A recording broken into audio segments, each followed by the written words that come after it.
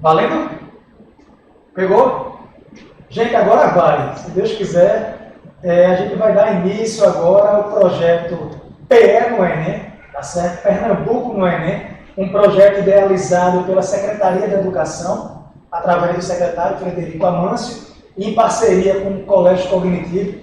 Eu sou o professor João Correia, sou professor de Geografia e Ciências Humanas, estou aqui a convite da Secretaria, junto com os professores de redação, professor Felipe Braga, professor de matemática, professor Jairo Teixeira, e nós vamos, a partir de hoje, com toda a nossa equipe de professores, prover para vocês alguns aulões voltados para o Enem, todos os sábados, entre 8 horas da manhã até 11 horas. Tranquilo? Espero que aproveitem, espero que a jornada para vocês seja prazerosa. O momento não é fácil para ninguém. É um momento difícil, um momento de pandemia, a questão do Covid, algumas pessoas com parentes doentes, com problemas em casa, mas o propósito agora é focar, pensar em crescer, pensar no estudo e pensar que tudo vai dar certo no fim e que nós sairemos mais fortes.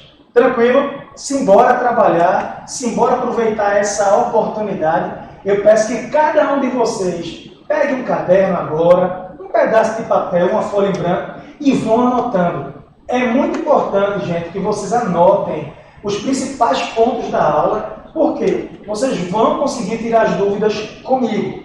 Vocês podem escrever as dúvidas de vocês nos comentários, tá certo? Eu vou entrar, eu vou responder cada dúvida de vocês, ou vocês também podem nos procurar pelo Instagram. Eu vou deixar para vocês no final aqui o endereço. Então a ideia é que a gente mantenha o contato. Eu ainda vou ter outras aulas com vocês aqui. Nós vamos ter outras aulas, a ideia é que esse projeto aí consiga abraçar todo o estado, mais de 180 municípios, é uma honra, Zona da Mata, Litoral, Agreste, todo o sertão, todos vocês sintam-se abraçados, sintam-se prestigiados, a gente promete fazer o nosso melhor com muito zelo, com muita responsabilidade e com muitas boas energias, beleza? Então vamos lá, pessoal, essa primeira aula, ela é muito importante. Eu quero abordar com vocês uma temática que, além de ser uma temática bem do Enem, é uma temática de geografia, de história, envolve século XIX, século XX, século XXI. É uma temática que pode ajudar vocês, de repente, numa redação. É claro, o professor de redação de vocês, ele tem essa propriedade, ele tem essa autoridade de mostrar para vocês quais são os principais pontos, como é que você pode aplicar aquilo no texto. Minha proposta aqui é trazer para vocês a matéria-prima, o conhecimento histórico e geográfico. Acredito muito que vai ser bastante útil. Veja bem, um dia desse eu estava no Instagram e fiz uma enquete e perguntei ao pessoal quem já tinha ouvido, quem já tinha escutado alguma coisa sobre os curdos, sobre a nação curda. E, para minha surpresa, a maioria disse que não. A maioria disse, professor, a gente nunca ouviu falar nos curdos. Teve até um aluno meu que perguntou assim, professor, é curdo ou você digitou errado? Porque eu já ouvi falar em turcos. Eu digo, não. Turcos, uma coisa, curdos, outra coisa distinta. Para quem não sabe, e eu vou ensinar aqui hoje, os curdos formam a maior nação apátrida do mundo. É a maior nação do mundo, é a maior nação do planeta sem território próprio. E eu digo a vocês, é importante debater, é importante levantar essa questão. Eu quero que vocês conheçam, que vocês aprendam essa história.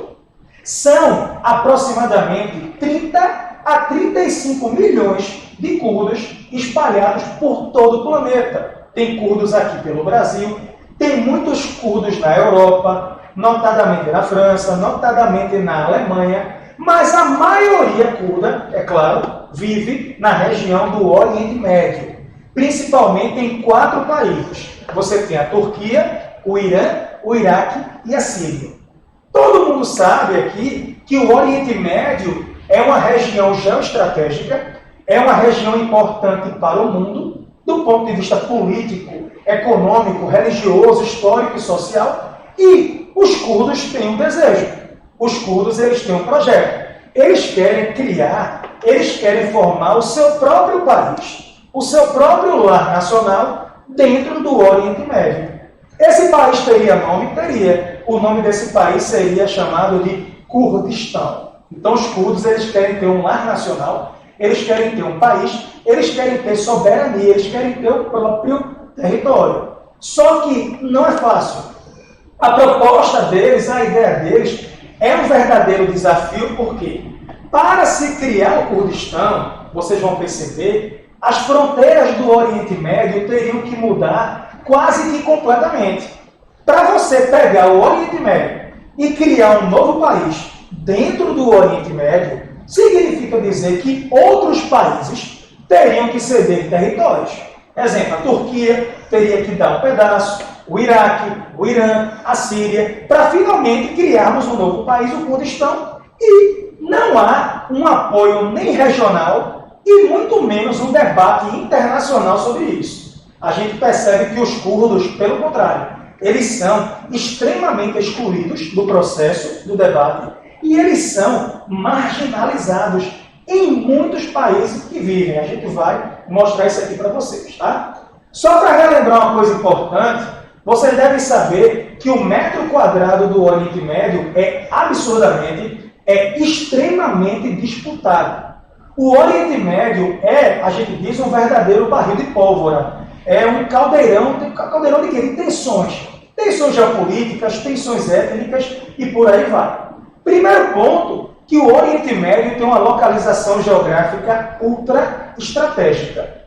O Oriente Médio encontra-se inserido entre 3 continentes. Vocês têm Europa, a Ásia e a África. Vocês conseguem reparar aqui pelo slide direitinho, a posição do Oriente Médio é muito boa. Você tem Europa, continente asiático e continente africano. Então o Oriente Médio é uma importante rota de comércio. É uma importante rota comercial entre o Ocidente e o Oriente. É um ponto de parada, é um entreposto histórico. O segundo ponto é que o Oriente Médio é o berço das 3 principais religiões monoteístas do mundo. Se você parar para pensar, o judaísmo, ele surge no Oriente Médio, o cristianismo, ele surge na sequência também no Oriente Médio, e em terceiro lugar, você vai ter o surgimento do islamismo. Então, as 3 principais religiões monoteístas do mundo surgiram na região do Médio Oriente. O terceiro aspecto que eu tenho que falar para vocês aqui é que o Oriente Médio é uma grande bacia tectônica sedimentar. O Oriente Médio tem muito petróleo, grandes reservas, a gente estima quase metade, ou até mais da metade das reservas de petróleo conhecidas do mundo, e o Oriente Médio também é muito rico em gás natural. Então, tudo isso que eu falei para vocês torna o Oriente Médio estratégico. Resultado, o Oriente Médio é disputado, é uma região historicamente e economicamente importante, e aí você tem o maior grupo étnico do mundo, apátrida, querendo formar o seu país por lá. Professor, mas você acha que eles têm o direito ou não? Veja, a gente não tem simplesmente que achar. Eu acho que a gente tem que debater, levantar as opiniões, levantar as diferentes narrativas para a gente formar a nossa própria opinião. Veja, os curdos, eles habitavam o Oriente Médio há muitos séculos atrás. Os curdos, eles têm origem indo-europeia. Eles habitavam o Oriente Médio há muitos séculos atrás e eles viviam nessa região, que eles chamavam aí de Kurdistão. Acontece que no século XVI, anota isso, tá? No século XVI, a região que era habitada pelos curdos era uma região bem montanhosa, eles eram até chamados de povos das montanhas. Essa região, ela foi invadida, ela foi ocupada, ela foi anexada por um império, chamado de Império Otomano. Captaram? Século XVI, o Oriente Médio, boa parte do Oriente Médio, caindo nas mãos de um império, chamado de Império Otomano ou Império Turco-Otomano. E lá estavam os curdos. Os curdos perderam sua autonomia, eles perderam um pouco da soberania que tinham e passaram a seguir as ordens de quem? Dos otomanos.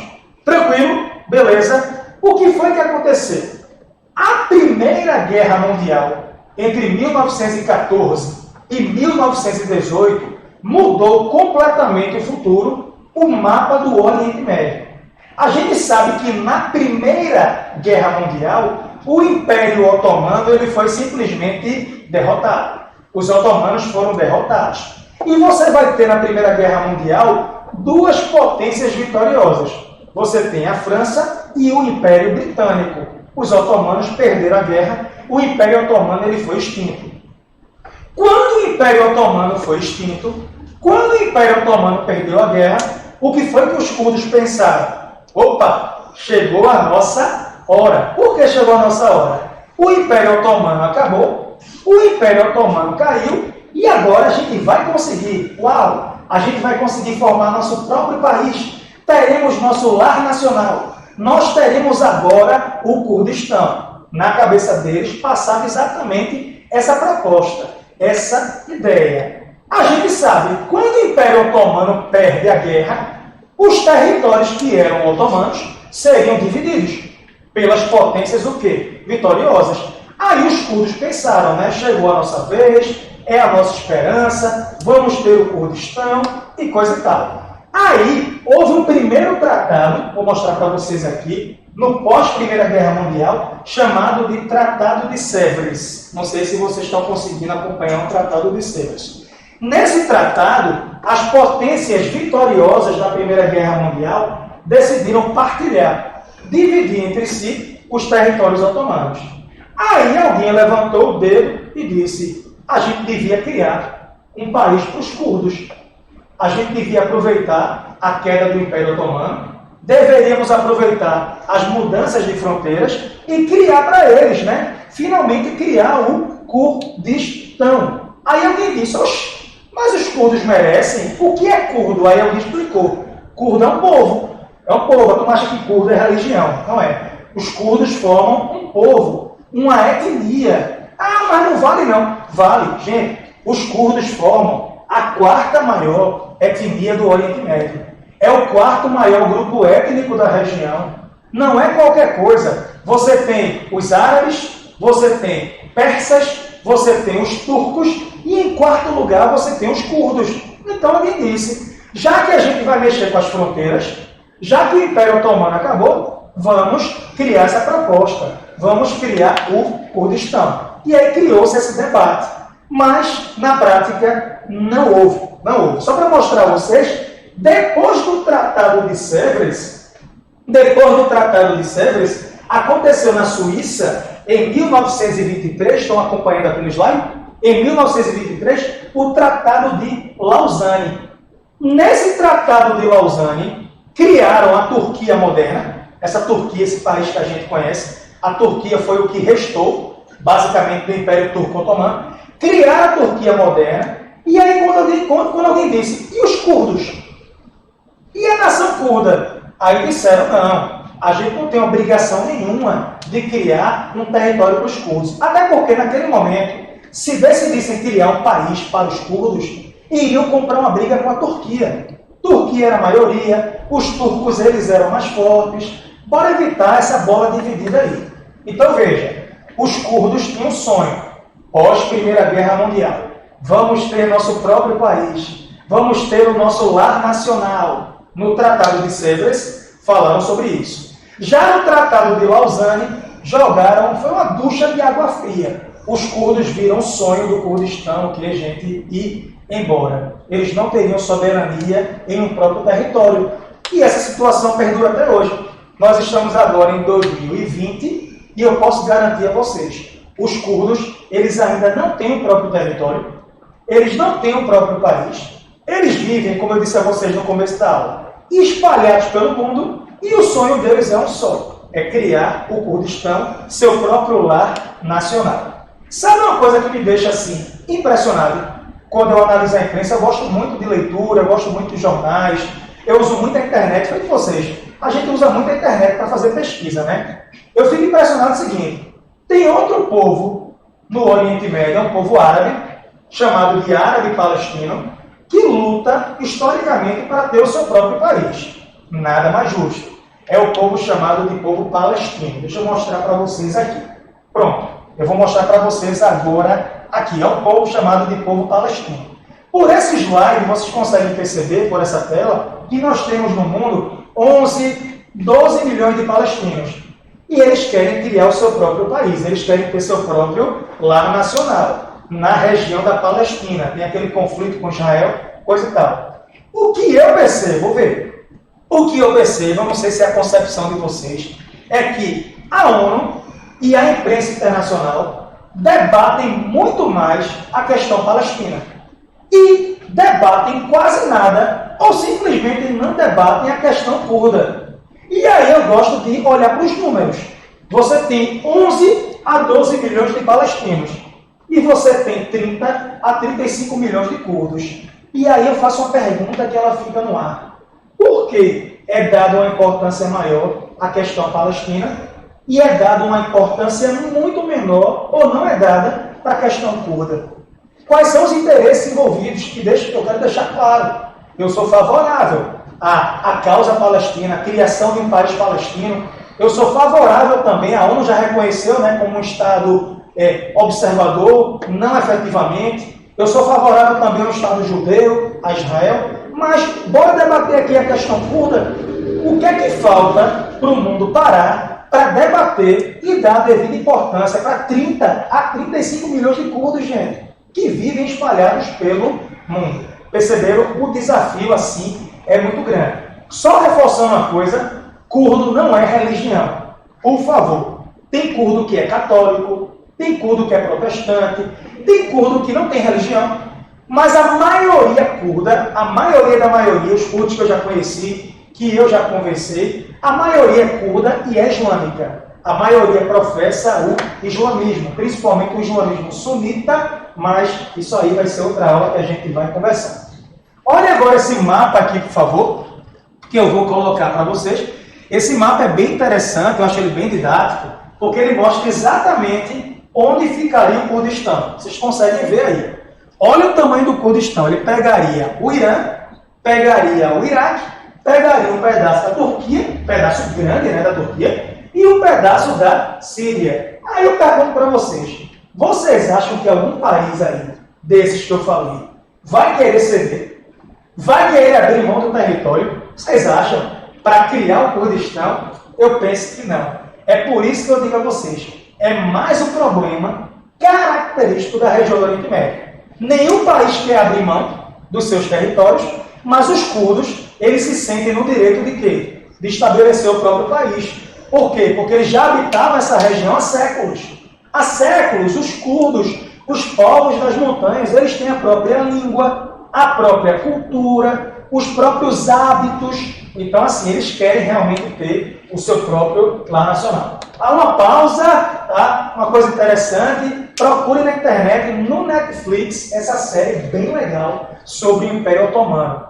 Essa série é muito boa, ela trata sobre exatamente o nome, Império Otomano. Ele mostra a ascensão do Império Otomano e a queda. Então, é um conteúdo bem legal de história que pode ajudar vocês para muita coisa, e eu prometo, é bem interessante. Procurem, depois me digam aí o que acharam.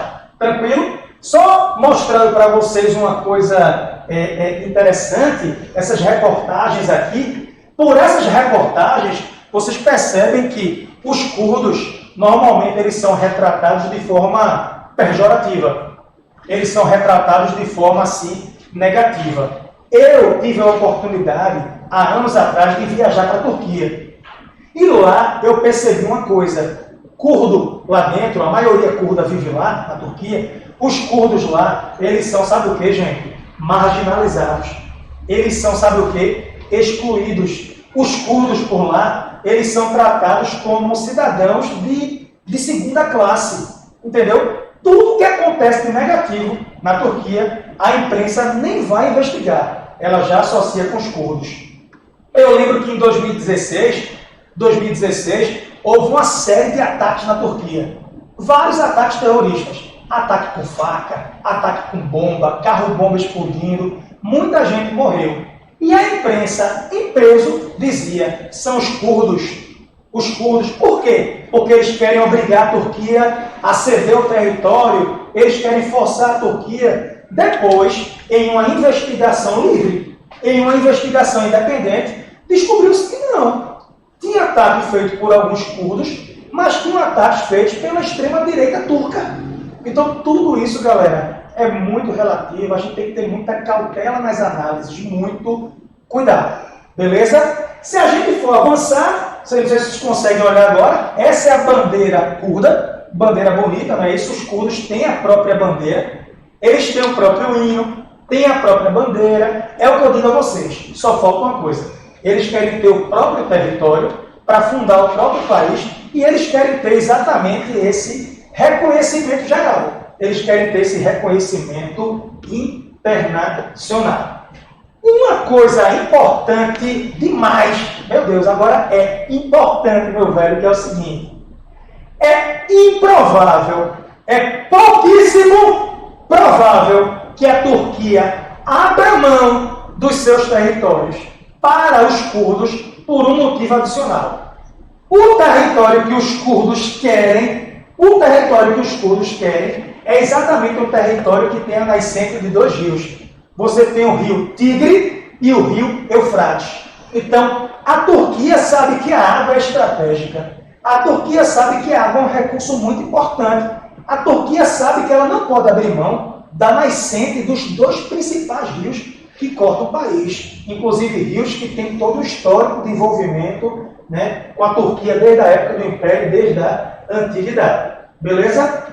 Essa outra imagem que eu quero mostrar para vocês, ela é bem interessante, presta bem atenção aí, bem interessante, porque ela mostra o exército curdo. Os curdos têm um grupo chamado PKK, o Partido dos Trabalhadores do Kurdistão.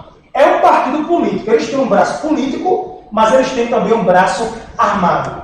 O que eu acho legal é a representatividade diante do papel da mulher. É uma coisa que eu queria mostrar para vocês. Meninas, prestem atenção como é interessante. A gente sempre aprendeu que a mulher no Oriente Médio, ela é subjugada, ela é maltratada, e isso e aquilo. Acontece, não só lá, no Brasil também, muitos casos de violência contra a mulher, né? O movimento feminista aí mostrando a sua força, a sua visibilidade. Mas eu queria mostrar que coisa interessante. As mulheres na sociedade curda, elas são muito respeitadas, elas são extremamente valorizadas e elas ocupam papel de destaque, inclusive dentro do próprio exército. Eles criaram um exército lá, formado só por mulheres, tipo um esquadrão, formado só por mulheres. As mulheres podem ocupar cargos considerados relevantes dentro da sociedade. Então, é uma característica pouco vista entre os árabes, é pouco vista também no Irã, tá? Entre os persas, mas entre os curdos a gente percebe que o papel da mulher ele é mais relevante, ele tem um significado muito mais forte. Tranquilo? Eu acho que vocês devem estar acompanhando. Eu vou falar uma coisa interessante agora, eu acho que vai ser um aprendizado grande para vocês, que é o seguinte. Os curdos, na década de 80, eles estavam, assim, em pânico. Por que em pânico? Porque na década de 80 teve uma guerra gigante no Oriente Médio. Uma mega guerra entre Iraque e Irã. Dois países, conhecem o Iraque e o Irã? Os dois entraram em guerra por 8 anos, entre 1980 e 1988. E os curdos, no meio da guerra, ficaram o quê? Perdidinhos, sem saber o que fazer. Eles ficavam, será que a gente participa? Será que a gente fica? Será que a gente foge? Qual é o papel da gente? Só que aí, nessa guerra entre o Irã e o Iraque, os curdos decidiram, sabe o quê? Apoiar o Irã. Os curdos disseram, ei, vamos apoiar o Irã. Porque se o Irã ganhar essa guerra, se o Irã vencer o Iraque, já pensou? O Irã vai ser grato a gente. O Irã vai ser grato aos curdos. E aí nós poderemos o quê? Criar nosso próprio país. Na verdade, eu vou contar uma coisa para vocês. Vocês conseguem ver essa tela? Estão conseguindo ver? Estão conseguindo acompanhar? Aqui você tem Saddam Hussein. Saddam Hussein era o presidente do Iraque. Saddam Hussein, ele odiava os curdos. Ele maltratava os curdos dentro do próprio país. Saddam Hussein usava armas químicas contra aldeias curdas. Ele dizia, sabe o que Saddam dizia? Curdo é proibido de falar a própria língua. Os curdos não podem falar a própria língua. De forma alguma. Os curdos não podem ter o próprio alfabeto.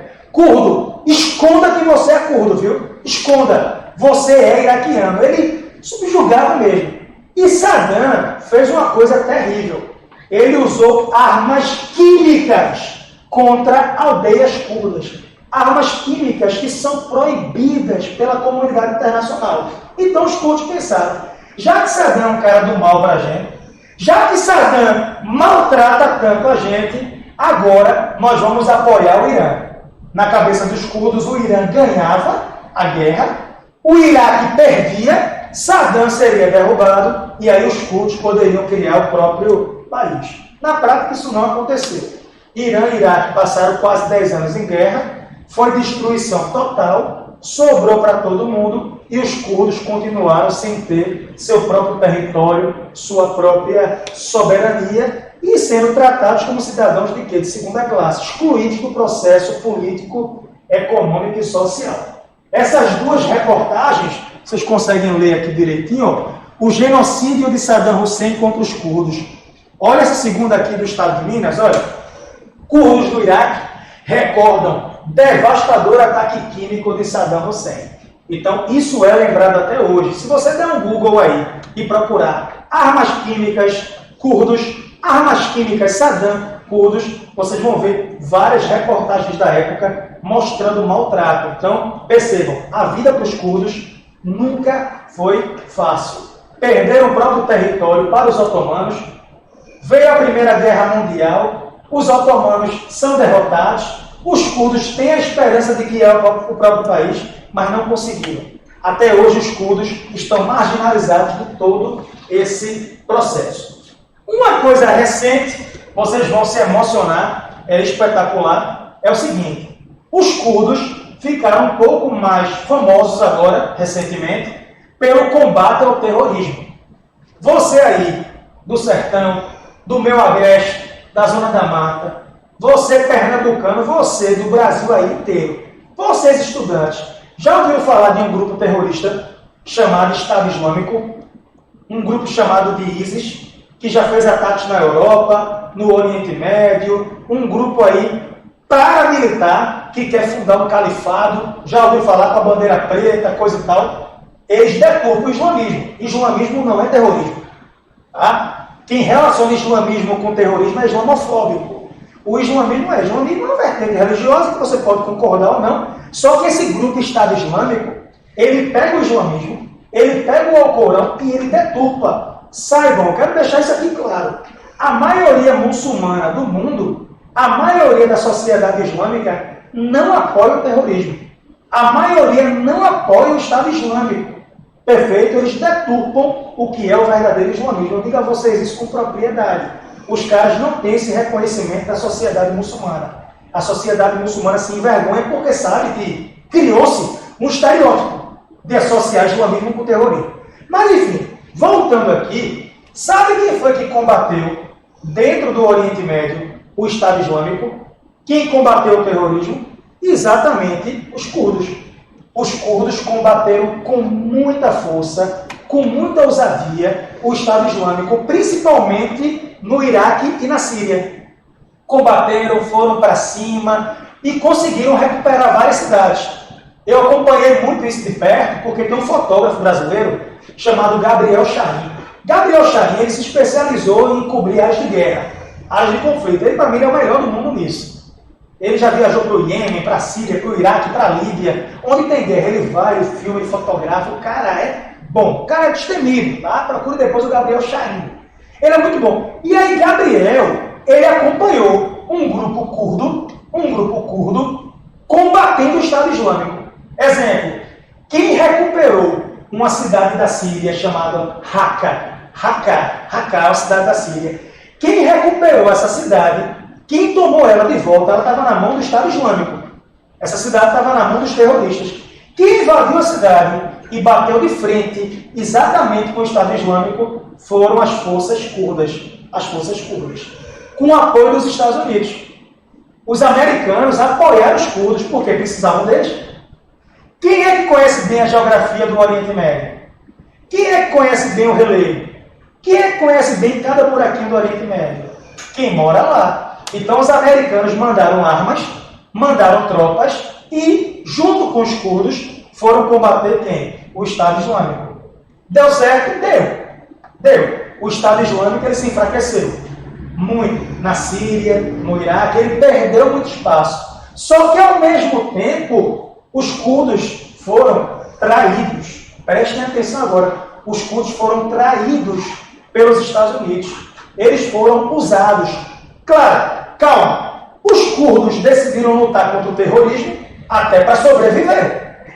Questão de sobrevivência. Beleza? Não era só para ajudar os Estados Unidos. Claro que não. Eles queriam ajudar os Estados Unidos porque eles pensavam, quando isso tudo acabar, não é possível que a gente não receba o próprio território, que a gente não tenha um apoio, eles querem um apoio internacional, e eles combateram o Estado Islâmico também para sobreviver, porque o terrorismo também afetava a vida deles.